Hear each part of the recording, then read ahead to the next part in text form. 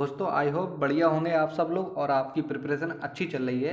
इसी बीच मैं आपके लिए लेकर आया हूँ फिर से एक बहुत ही ज़बरदस्त वैकेंसी जो कि निकल कर आ रही है ICMR राष्ट्रीय मलेरिया अनुसंधान संस्थान, जिसका हेडक्वार्टर दिल्ली में है। आप यहाँ पर देख सकते हैं विज्ञापन है, दिनांकित संख्या यहाँ पर देख सकते हैं 17/1/2024, जो 17 तारीख पर इन्होंने अपना नोटिस जारी किया है और इसमें डिफरेंट पोस्ट पे इन्होंने वैकेंसी निकाली है। तो चलिए बात करते हैं आज इसी वैकेंसी के बारे में फुल डिटेल में।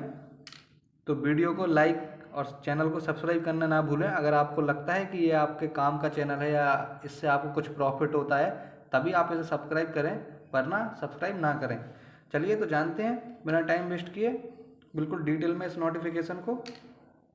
आप यहाँ पर देख सकते हैं, यहाँ पर क्रमांक संख्या लिखी है, पद का नाम लिखा है, पदों की कुल संख्या लिखी है, कौन से पद में कितनी वैकेंसी है यहाँ पर लिखी है, SC ST OBC अनारक्षित और कौन से लेवल का वेतन रहेगा यहाँ पर वो लिखा है। तो हम देखेंगे पहली वैकेंसी यहाँ पर आपको दिख रही होगी व्यक्तिगत सहायक, जिसमें पदों की संख्या कुल 1 है, वो भी ओनली जनरल के लिए एक ही वैकेंसी है। इसमें लेवल 6 की वैकेंसी है।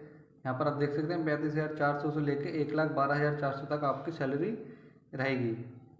यहाँ पर फिर आप देख सकते हैं सेकंड वैकेंसी आशुलिपि स्टेनोग्राफर, इसकी ओनली टोटल 2 वैकेंसी हैं। ये इसमें एक जनरल में एक है और OBC में एक है। इसकी लेवल 4 की सैलरी रहेगी।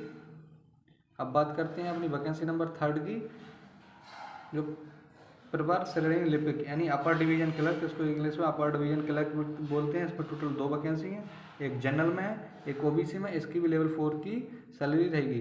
अब बात करते हैं अपनी 4th नंबर वैकेंसी की, ये लोअर डिवीजन क्लर्क बोलते हैं इसको, अवर श्रेणी लिपिक। इसमें टोटल 3 वैकेंसी हैं, जनरल के लिए 2 हैं और EWS के लिए 1 है। इसका लेवल 2 की सैलरी रहेगी। आप यहाँ पर देख सकते हैं इसकी लेवल 2 की सैलरी है।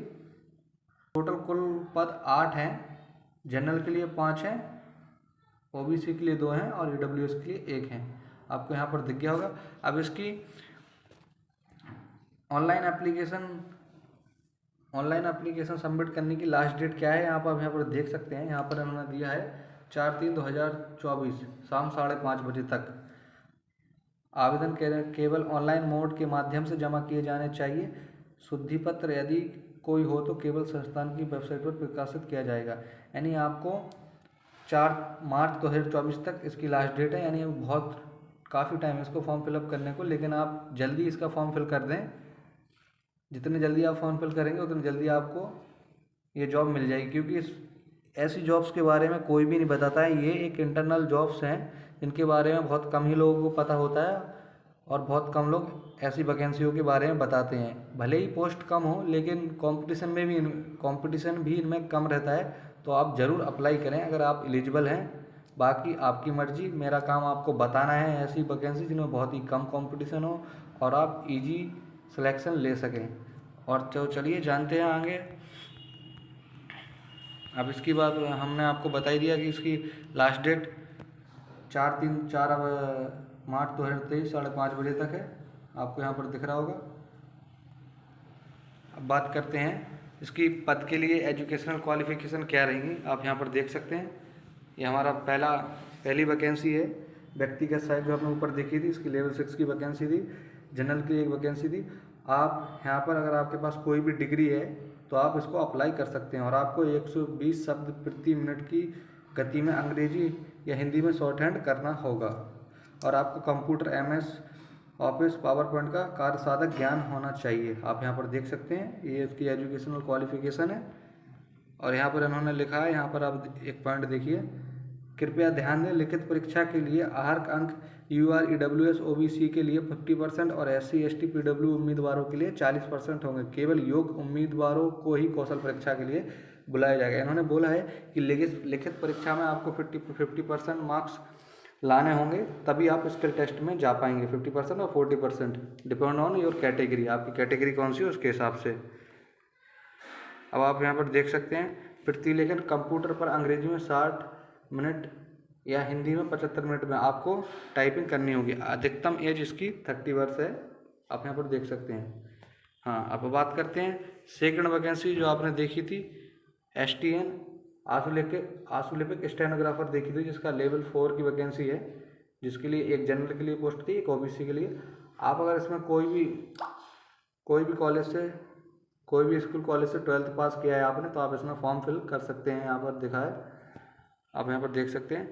इसमें आपको 80 शब्द प्रति मिनट अंग्रेजी या हिंदी शॉर्ट हैंड में टाइपिंग होनी चाहिए आपकी अगर इतनी टाइपिंग है, ये इसका स्किल टेस्ट है, आपको इतनी टाइपिंग होनी चाहिए, इतनी वर्ड पर मिनट आपको टाइपिंग चाहिए इसमें। यहाँ पर आप देख सकते हैं, ये पूरा इसकी लास्ट एज 27 ईयर्स है, आप यहाँ पर देख सकते हैं। अब बात करते हैं थर्ड की, जो अपर डिवीजन क्लर्क बोला था, यूडीसी, इसका लेवल 4 की वैकेंसी है, जनरल के लिए है, ओबीसी के लिए है। अगर आप किसी भी मान्यता प्राप्त विश्वविद्यालय से अगर आपके पास डिग्री है तो आप इसको भर सकते हैं, और आपको इसमें टाइपिंग चाहिए 30 वर्ड पर मिनट इंग्लिश में, और हिंदी में 30 वर्ड पर मिनट, तो आप यहाँ पर देख सकते हैं। अब बात करते हैं एलडीसी, लोअर डिवीजन क्लर्क की, ये आपको दिख रहा है, इसकी लेवल 2 की वैकेंसी है। अगर आपने किसी भी मान्यता प्राप्त बोर्ड या विश्वविद्यालय से 12वीं पास की है तो आप इसके लिए एप्लीकेबल हैं। आपको टाइपिंग आनी चाहिए इंग्लिश में 35 वर्ड पर मिनट और हिंदी में 30 वर्ड पर मिनट, आप यहाँ पर देख सकते हैं।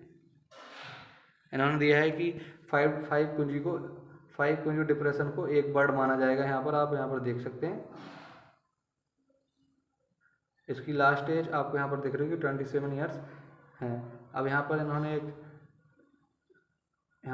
एक पॉइंट हाईलाइट किया है, आप उसे देखें, कृपया ध्यान दें, कंप्यूटर साक्षरता का अर्थ है कि कोई व्यक्ति समय समय पर सरकार द्वारा निर्दिष्ट परीक्षा मानदंडों के अनुसार अपने शॉर्ट हैंड नोट्स को लिखने या कंप्यूटर पर टंकित करने में सक्षम होगा।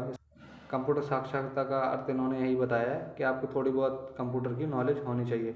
और अगर आपको इसकी ऑनलाइन एप्लीकेशन फॉर्म फिल करने हैं तो यहाँ पर उन्होंने आवेदन कैसे करें यहाँ पर लिखा है,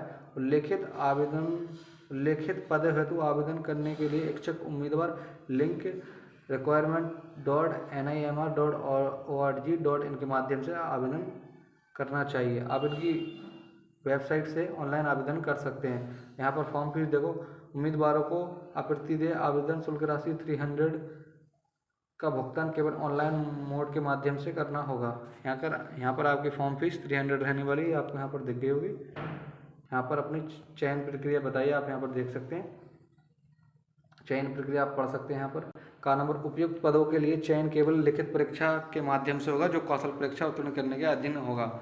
यानी इन्होंने बोला है कि लिखित परीक्षा के माध्यम से इनका सिलेक्शन प्रोसीजर रहेगा। लिखित परीक्षा उत्तीर्ण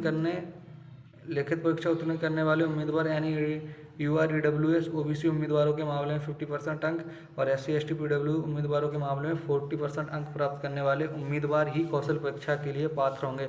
हालांकि लिखित परीक्षा की योग्यता सूची के अनुसार केवल शीर्ष 20 उम्मीदवारों को ही कौशल परीक्षा के लिए बुलाया जाएगा। यदि शीर्ष 20 उम्मीदवारों में से कोई भी कौशल परीक्षा उत्तीर्ण नहीं करता है तो योग्यता के क्रम में अगले 20 उम्मीदवारों को कौशल परीक्षा के लिए बुलाया जाएगा। ओनली 20 उम्मीदवार को स्किल टेस्ट के लिए बुलाएंगे, इन्होंने यहाँ पर साफ साफ मेंशन किया है, आप यहाँ पर देख सकते हैं। और ये देखिए